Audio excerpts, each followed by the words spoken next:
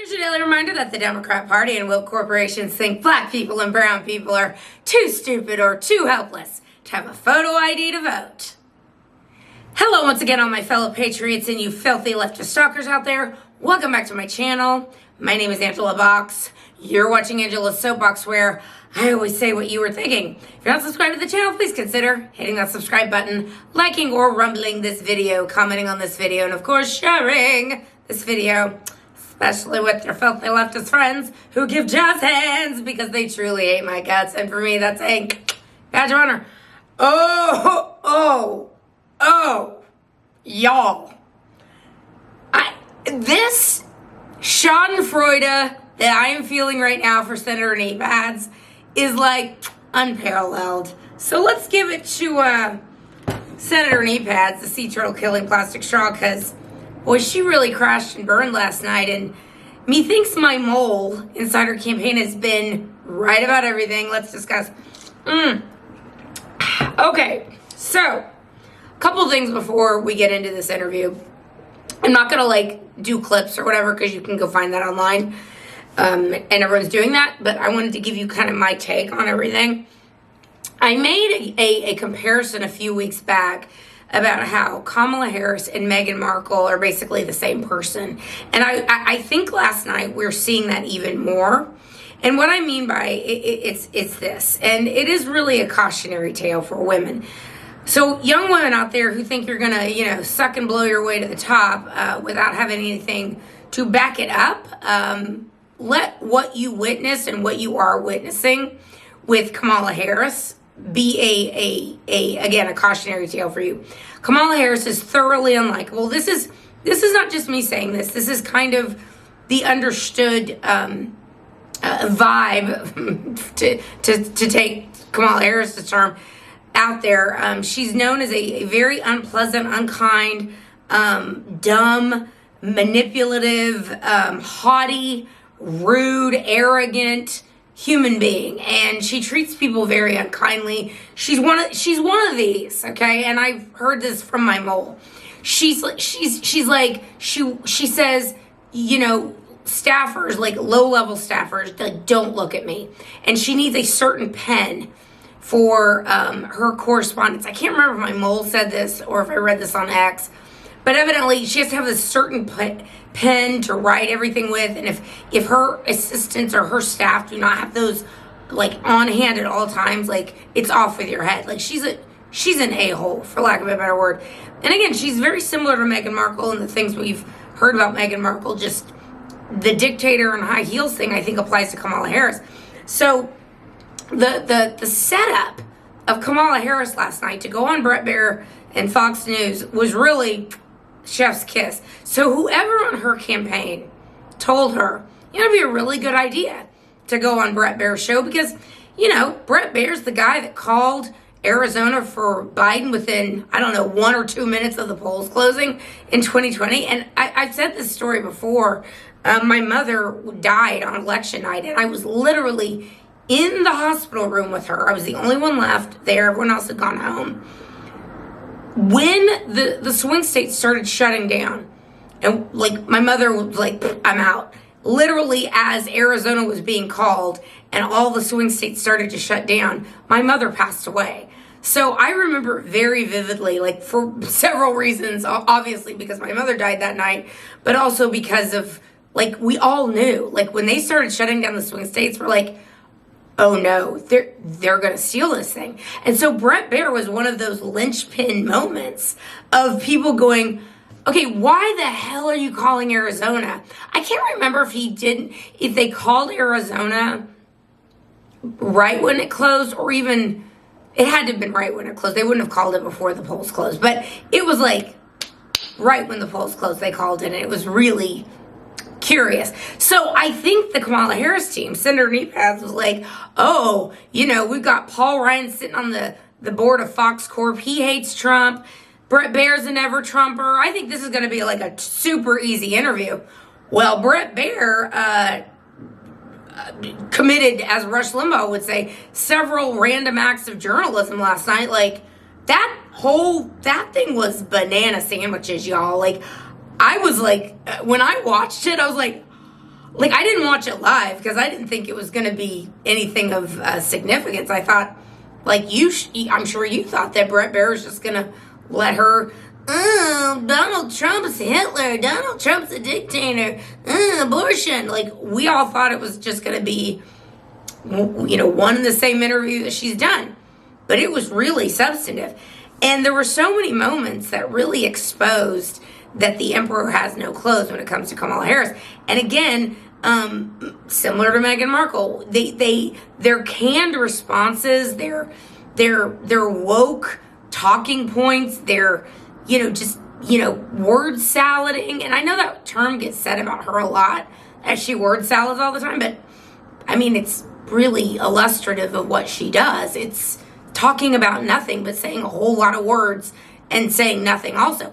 Bret Baier asked her several questions she did not have any answers to.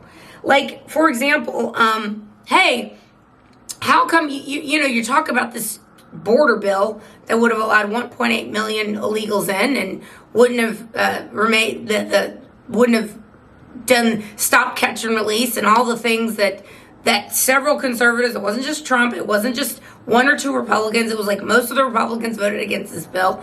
And he pointed out that 6 Democrats voted against this bill. So it's like trying to say that this bill was stopped by Donald Trump is stupid because no conservatives wanted it. And again, 6 Democrats voted against it. 6 Democrats in swing districts were like, we're not touching this thing with a 10-foot pole, lady.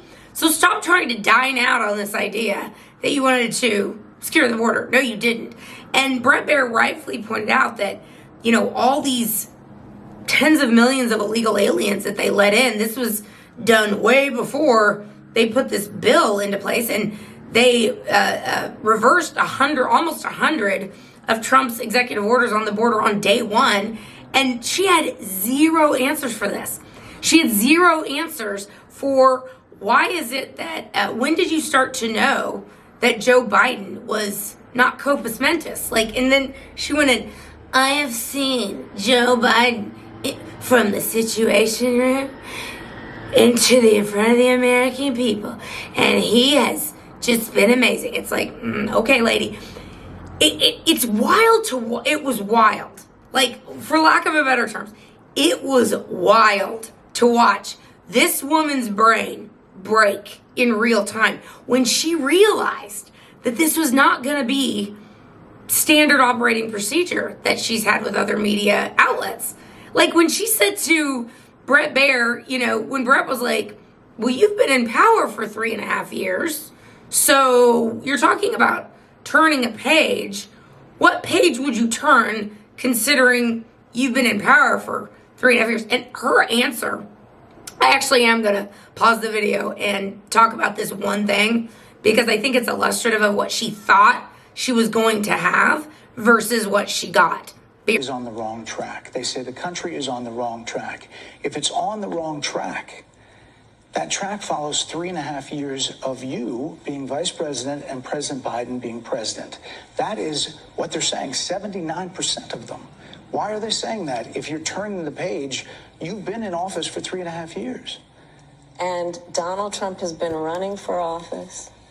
But you've been the person holding the office. Come on. Madam You Vice and I President. both know what I'm talking about. You and I both know what I'm talking about. I actually don't. What are you talking about? What I'm talking about is that over the last decade, But you're people the have lever of become. power. But listen, over the last decade, it is clear to me, and certainly the Republicans who are on stage with me. Narcissists. She thinks that she's amazing and wonderful and that her amazing charisma and personality is just going to win the day. And the fact that, you know, obviously Bret Baier's a never Trumper. Obviously Paul Ryan, who sits on the head of Fox Corps, I'm sure he gave the you know, the marching orders to Bret Baier. Like, he's not gonna give me a hard interview. Like, when she said, you know what I'm talking about, Bret. And he's like, no, I don't know what you're talking about. What do you mean? Like, I'm asking you, what's the difference between what you've done in the last 3.5 years to what you would do as president? Like, she did not have an answer. She thought she was talking to a fellow traveler. She thought she was talking to someone who's like on the same page as her. And he was like, I don't know what you're talking about, lady. It was really, really wild. And I think at that moment, she realized she was in trouble. The woman became completely unglued several times during the interview. She was 15 minutes late. So Bret Baier was like dropping receipts on these people. He also said that he was bullied by her staff, which is not surprising because these people are bullies and they're not liked. He said, and this was wild too, at the end, talking about how he was being told to wrap it up. Like all the staff was like, stop this. Like it was such a train wreck. Her staff was like, this has to be stopped right now. Like it was bad. And I don't know if it was taped or if it was live. I think he said he sat down with her at 5:15. So that would have been about, 3:15 Central. So probably taped, I'm assuming. And then they aired the whole thing on like 60 Minutes that cobbled together things to make her sound not like a complete moron. But again, to wrap this whole thing up, to sum everything up, it really is a cautionary tale, all right? My mole has said this for weeks. He's like, she's a complete a-hole. Everyone hates her. She's awful. Again, same as Meghan Markle. You can only be an a-hole to people for so long before it catches up to you. You can only dine out on your sexual skills so long without having anything to back it up, ladies, before it catches up to you. And so the woman, because she is a narcissist, but also deeply insecure, she feels entitled to this position. She feels that she should just be handed the presidency. She thinks that she shouldn't be having to answer these tough questions or answer for anything that she's done. She thinks she can put out ridiculous racist policies aimed at black men. Makes like, we'll give you $20,000 for free, and we'll legalize pot for you since all you black men like to smoke weed. I mean, just like so racist, like it's crazy. But she thinks she's gonna get away with it. She's a narcissist, and it's not working, and she's falling apart. And I think that what we're seeing, and the interview that we're seeing last night, is basically the same thing that happened to Joe Biden with the debate. They put Joe Biden out to crash and burn. They put Kamala Harris in front of Bret Baier, again, thinking it was going to be a safe interview, to crash and burn, because that's exactly what she did. So this is very delicious to watch. I guess they're just going to let her fall apart, and then try and throw Trump in prison after the election and try and say that the election was rigged. Like, I don't know what they're going to do. But they're not gonna just let Trump be president. They're gonna do something else. But in the meantime, they're gonna watch Kamala crash and burn, because she's a thoroughly unlikable human being and she's terrible to people. And it's delicious karma, guys. I'm here for it. All right, that's where I'm gonna leave this video. Let me know what you think down below, and I will see you in the next one. Thy will be done. Bye.